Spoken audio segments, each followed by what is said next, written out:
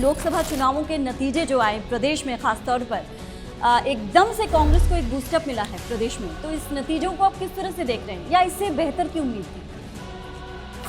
वो साफ संकेत दिया है लोगों ने, हरियाणा के लोगों ने, कि ये मौजूदा सरकार से वो विमुख है और वो भविष्य में कांग्रेस की सरकार ही देख रहे हैं। बीजेपी का जो वोट परसेंटेज है वो बड़ा है, जो ये दर्शाता है कि कहीं न कहीं प्रदेश कांग्रेस की स्थिति जो है वो पहले से खराब हुई। कहाँ परसेंटेज उनका तो घटा है। 2019 के चुनाव में हमारे को तो मिली थी 28% वोट और इनको मिली थी कोई 58% वोट। अब वो तो घट के आ गए 46 पे। क्या प्रमुख मुद्दे आपको लग सकते हैं? 9.5-10 साल के बाद आज किस चीज में नंबर 1 बन गया हरियाणा? बेरोजगारी में।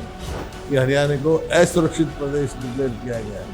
कानून व्यवस्था ठगी, खेल और खिलाड़ियों में जो हालात देख रहे हैं आपको है ही। किसान को इन्होंने कहा 2022 तक हम आमदनी दुगनी करेंगे। आमदनी तो कहाँ दुगनी हुई है किसान की, लागत दुगनी से ज्यादा होगी। क्या लगता है कि किसानों का मूड जो है या किसानों का गुस्सा जो है, क्या ये प्रदेश बीजेपी पर भारी पड़ सकता है विधानसभा चुनाव? किसान परेशान है, चाहे किसान हरियाणा का हो, चाहे किसान पंजाब का हो, चाहे राजस्थान का हो। उनकी एक मांग है कि एमएसपी की गारंटी जो है वो कानूनी उसकी शक्ल दी जाए। तो क्या आपको इस बार विधानसभा चुनाव में लग रहा है कि इस बार बीजेपी का सफाया होने वाला है? प्रदेश कांग्रेस की भारी बहुमत से सरकार बनने वाली है। प्रदेश कांग्रेस में परिवारवाद का आरोप लगा दिया, इस पर क्या कहना है? अब मतलब मेरा दादा पॉलिटिक्स में था, मेरे पिताजी थे, तो मैंने अगर मेरी काबिलियत होगी तो मैं करूँगा, जो काबिल होगा वो आगे जाएगा। ईर्ष्या की बातें हैं।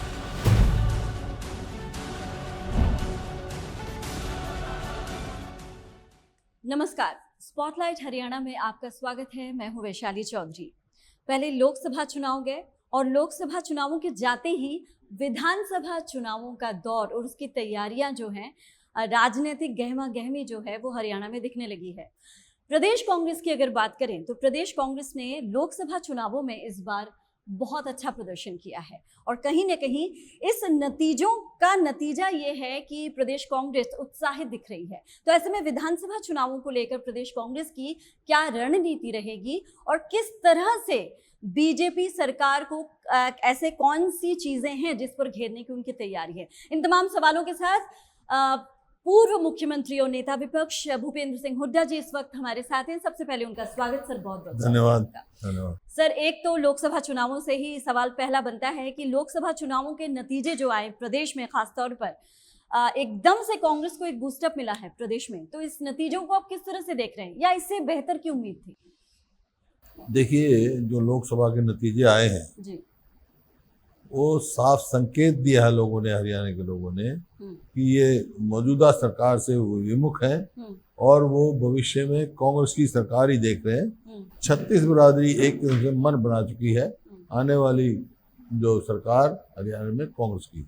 अच्छा, लेकिन अगर मैं बीजेपी की बात करूं, प्रदेश की बीजेपी सरकार की, तो वो तो कह रहे हैं कि बल्कि बीजेपी का जो वोट परसेंटेज है वो बड़ा है, जो ये दर्शाता है कि कहीं न कहीं प्रदेश कांग्रेस की स्थिति जो है वो पहले से खराब हुई है। कहाँ परसेंटेज उनका तो घटा है। 2019 के चुनाव में हमारे को तो मिली थी 28% वोट और इनको मिली थी कोई 58% वोट। अब वो तो घट के आ गए 46 पे। तो उनका कॉन्फिडेंस, हम 28 से पहुंच गए 47.662। बताओ, 20% का तकरीबन इजाफा हुआ हमारे वोटों में और उनमें उनके 12% घटा है। जी। और सारे पार्लियामेंट क्षेत्रों के आप पिछली वोट दिखा लो, इनका हर पार्लियामेंट क्षेत्र में वोट घटा है और कांग्रेस का बढ़ा है। इसी प्रकार से 90 के 90 हलकों में कांग्रेस इसका बीजेपी का वोट घटा है, कांग्रेस का बढ़ा है। अच्छा, तो प्रत्यक्ष प्रमाणिक क्या जुड़े तो आंकड़े हैं। क्या वजह रही जिस वजह से एकदम से लोकसभा चुनावों में बीजेपी को कह सकते हैं कि एक शिकस्त मिली है, एक बहुत बड़ा झटका उनको लगा है? क्या प्रमुख मुद्दे आपको लग सकते हैं इसमें? क्योंकि ये मौजूदा जो हरियाणा में सरकार है, पहले 5 साल बीजेपी की थी और अब ये 4.5 साल से गठबंधन की सरकार थी। ये नॉन परफॉर्मिंग विफल सरकार है और सिर्फ भ्रष्टाचार के सिवाय कोई विकास का कार्य नहीं हुआ। जो प्रदेश 2014 में प्रति व्यक्ति आय में प्रति व्यक्ति निवेश में, नौकरी देने में, हम्म कानून व्यवस्था में, हम्म खेल और खिलाड़ियों में पूरे देश में नंबर 1 का प्रदेश था। जी आज 9.5-10 साल के बाद आज किस चीज में नंबर 1 बन गया हरियाणा? बेरोजगारी में। आज जो है सबसे, ये मेरे आंकड़े नहीं है, केंद्र के आंकड़े हैं कि हरियाणा को असुरक्षित प्रदेश डिक्लेयर किया गया है। जी कानून व्यवस्था ठगी, खेल और खिलाड़ियों के जो हालात देख रहे हो आप वो है ही। हमारी बेटियां जो दुनिया में जहाँ नाम कमाए उन्होंने, उन और जंतर मंतर में उनके साथ क्या हुआ, उनको आज तक न्याय तो नहीं मिला। मतलब इसका न्याय मतलब नहीं ये हो मिला। कि कहीं ना कहीं उन चीजों का असर देखने को बिल्कुल, किसान को इन्होंने कहा 2022 तक हम आमदनी दुगनी करेंगे।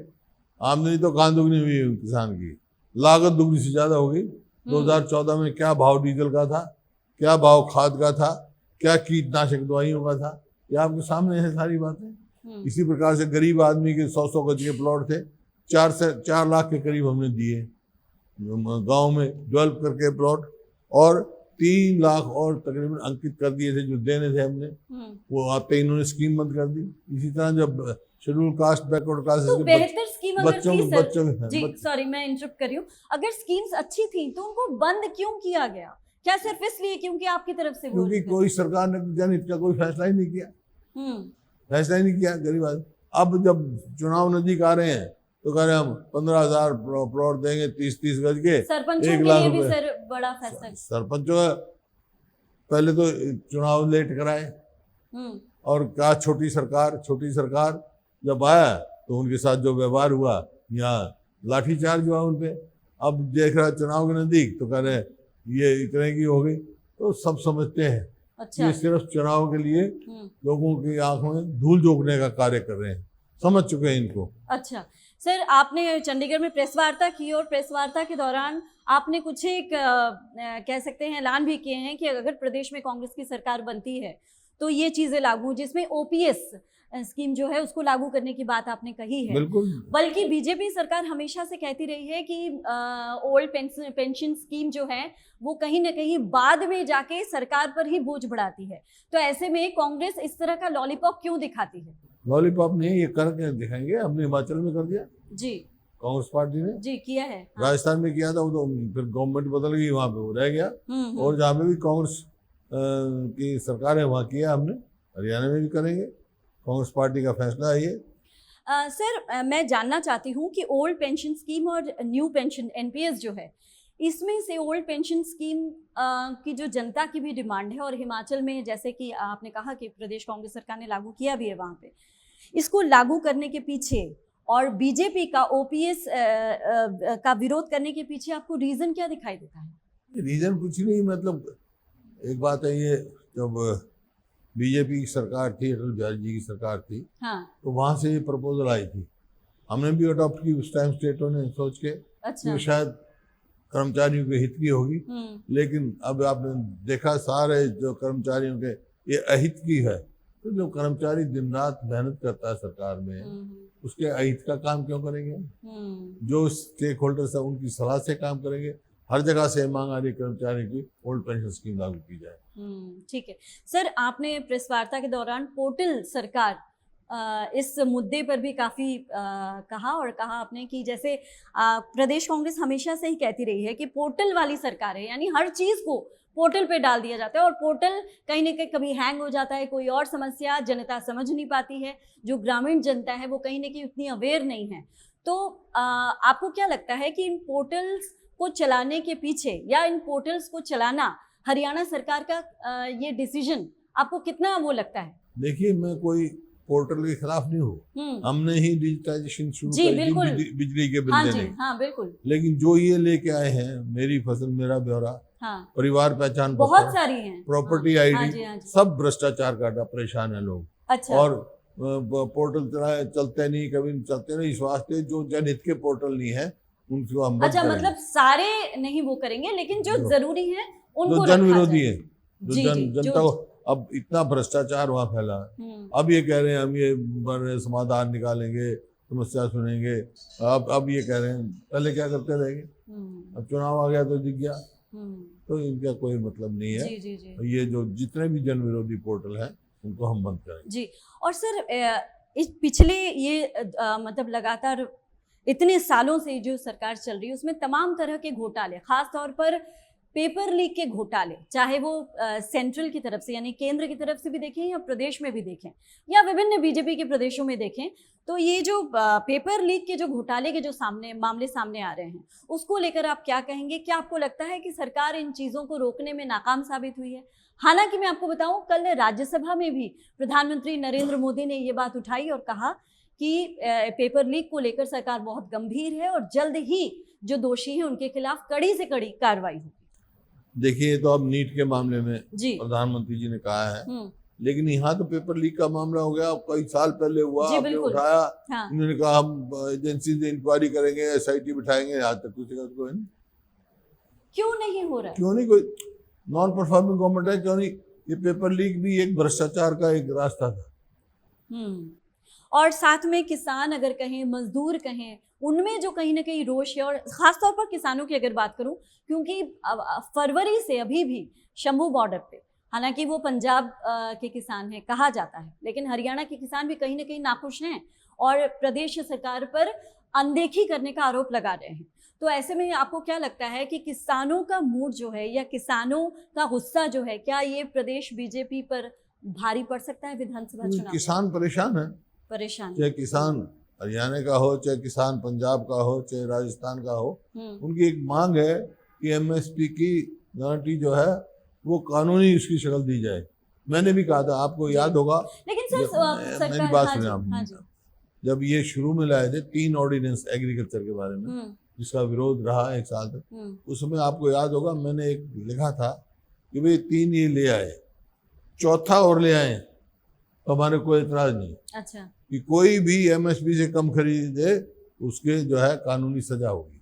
MSP लीगल गारंटी ले आए, वो लेके नहीं आए। लेकिन सरकार तो कह रही है कि MSP दे रही है, कुछ मतलब कई फसलों पर MSP जा रही है।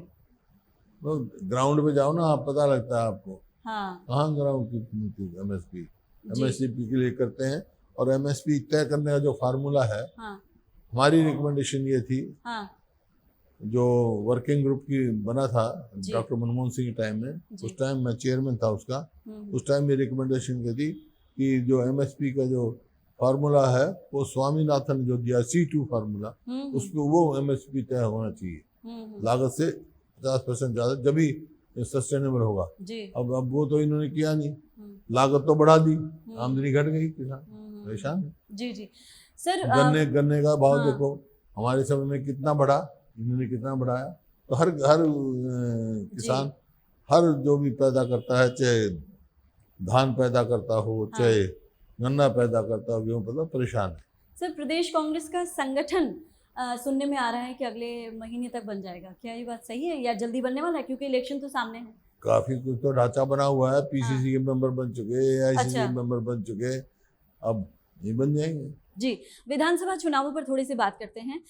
किस तरह के मुद्दों को लेकर विधानसभा चुनावों में प्रदेश कांग्रेस मैदान में उतरने वाली है, या आप लोगों ने, जैसे हमारे पास खबरें भी आई हैं कि कई सारी मीटिंग्स हो चुकी हैं आपकी अध्यक्षता में, तो किस तरह के मुद्दे हैं? जैसे कि सरकार की विफलताएं जितनी है, जो प्रदेश नौकरी देने में नंबर 1 हो, प्रति व्यक्ति आय में, प्रति व्यक्ति निवेश में 2014 में, आज बेरोजगारी में नंबर 1 है। बेरोजगारी सबसे बड़ा मुद्दा है, कानून व्यवस्था सबसे बड़ा मुद्दा है। और जो ये जो बिजली का इन्होंने कहा, कोई भी विकास कार्य नहीं कहा, शिक्षा का है, मतलब ऐसा प्रदेश में ऐसे हालात कर दिया, स्कूल में जाओ तो मास्टर नहीं, अस्पताल में जाओ तो डॉक्टर नहीं, दफ्तर में आओ कर्मचारी नहीं, क्योंकि 2 लाख जो हैं जो आपकी नौकरियां, पक्की नौकरियां खाली पड़ी हैं। ये रोजगार निगम लगा रखा है, मतलब बेरोजगारी, शिक्षा व्यवस्था तमाम जो लगा रखा है, आपका कौशल रोजगार निगम, जी। भ्रष्टाचार का अड्डा है। ना तो वहाँ मेरिट है, ना रिजर्वेशन है, ना वो मतलब कोई ऐसा पक्की नौकरी है, ना किसी की पेंशन है। जब मर्जी, हमने जब हमारी सरकार थी, हमने फैसला किया था भाई ये जो है ठेकेदारी सिस्टम बंद करें, कॉन्ट्रेक्चुअल सर्विस। ये सरकार खुद ठेकेदार बन रही है, पिक एंड चूज कर रही है। सर, दुष्यंत चौटाला, जैसे आपने प्रेस वार्ता के दौरान भी आपसे पूछा गया था, मैं भी आपसे यही सवाल पूछूंगी कि दुष्यंत चौटाला ने जैसे कहा है कि विधानसभा चुनावों में अगर कांग्रेस से चाहे तो उनके साथ, तो क्या ऐसा कुछ होने की संभावना आगे दिख रही है? मतलब कांग्रेस के साथ विधानसभा चुनावों में जेजेपी के साथ कांग्रेस का ऐसा कुछ हो नहीं, सकता है? कांग्रेस खुद में सक्षम है। सक्षम है हाँ। किसी तरह का? अच्छा। अब देखे ना, पिछली बार हाँ। 19 में 79 जी 79 उसमें असेंबली सेगमेंट्स में बीजेपी ने लीड किया था, हाँ 10 में कांग्रेस ने किया था, जी 1 में जेजेपी ने किया था। जी। अब देखो क्या स्थिति है। लेकिन जब विधानसभा के चुनाव हुए, जो 10 में हमने लीड किया था, हमारी 31 सीट आई, जो उनकी 79 में कर रहे थे उनके करके 40 हो गई। ये है, जी तो जी जी साफ संकेत आए हुए हैं। जी जी। तो क्या आपको इस बार विधानसभा चुनाव में लग रहा है कि इस बार बीजेपी का सफाया होने वाला है, प्रदेश कांग्रेस कांग्रेस की वापसी भारी बहुमत से सरकार बनने वाली है? सर मेरा आखिरी सवाल आपसे, मुझे पता नहीं मुझे पूछना चाहिए कि नहीं, लेकिन किरण चौधरी खास तौर पर प्रदेश कांग्रेस में परिवारवाद का आरोप लगा रही हैं, इस पर क्या कहना है आपका? परिवारवाद का आरोप लगा रही हैं। कुमारी शैलजा भी लगा चुकी हैं। वो किस नाम से वोट मांगनी भाई? परिवारवाद क्या? देखिए, कोई भी हो, इसमें कोई भी हाँ एक अपॉर्चुनिटी मिलती जी है। जी। अब मतलब मेरा दादा पॉलिटिक्स में था, मेरे पिताजी थे, हाँ तो मैंने अगर मेरी काबिलियत होगी तो मैं करूँगा, जो काबिल होगा वो आगे जाएगा। हाँ ईर्ष्या की बातें हैं। जी जी जी जी। तो क्या आपको लगता है कि कहीं ना कहीं इन चीजों की वजह से प्रदेश कांग्रेस में अब तक जो नुकसान हुआ है, ये जो आपसी कोई नुकसान नहीं हुआ। कोई नुकसान नहीं हुआ? कांग्रेस नतीजे देखे आपने? हाँ लोकसभा फिर चुनाव नुकसान कैसे कह सकते हैं आप? जी जी जी। कांग्रेस तो मजबूत हुई है और हो जाएगी, और विधानसभा चुनावों में और बेहतर तरीके से कांग्रेस भारी बहुमत से सरकार बनाएगी। जी जी। बहुत बहुत शुक्रिया सर आपका हमें टाइम देने के लिए। तो ये थे पूर्व मुख्यमंत्री भूपेंद्र सिंह हुड्डा, जिन्होंने पीटीसी न्यूज़ के तमाम सवालों के बेबाक और बिल्कुल सटीक जवाब दिए। अगले हफ्ते एक और मुद्दे के साथ हाजिर होंगे। इजाजत दीजिए, नमस्कार।